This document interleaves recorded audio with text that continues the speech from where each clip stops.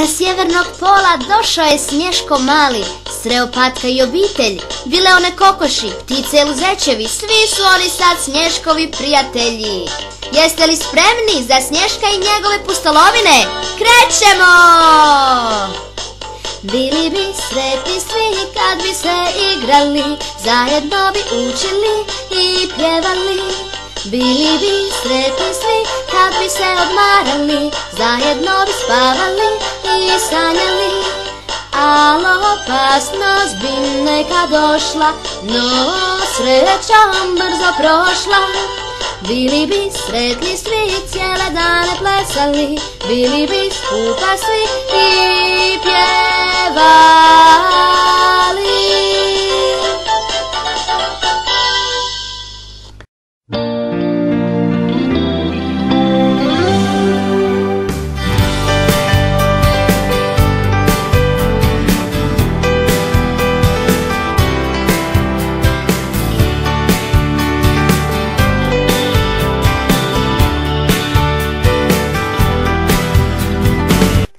Dobro jutro, Snješko, kako si?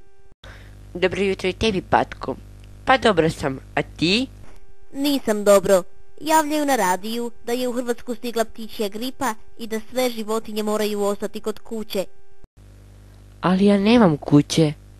Onda mislim da bi ti trebali sagraditi jednu. Imam bolju ideju, a da pošaljemo pismo dobroj vili da nam iščarobira jednu kuću? Pa da! Patko, donesi olovku i papir i nađemo se kod pošte. Okej.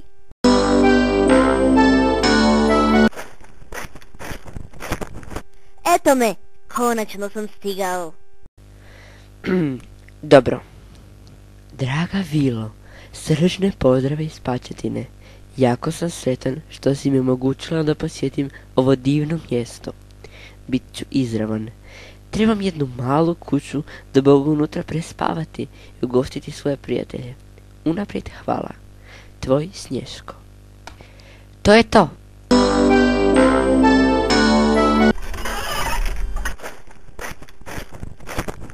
Trebate što?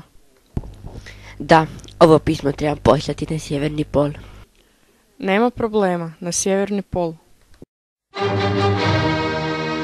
Idemo kući, pismo će vjerojatno stići sutra. Idemo, nekako se osjećam pospanim.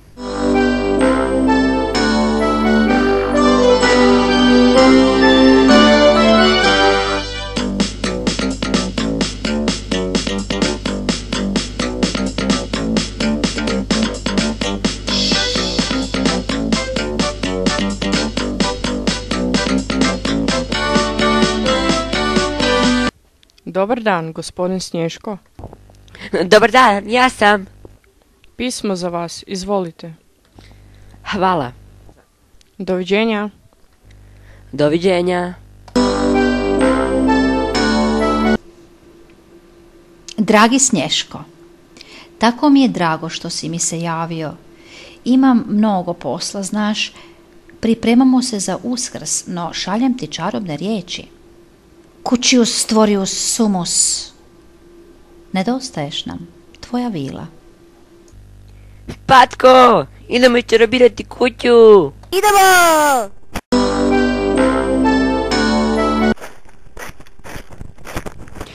Cucius stvorius sumus.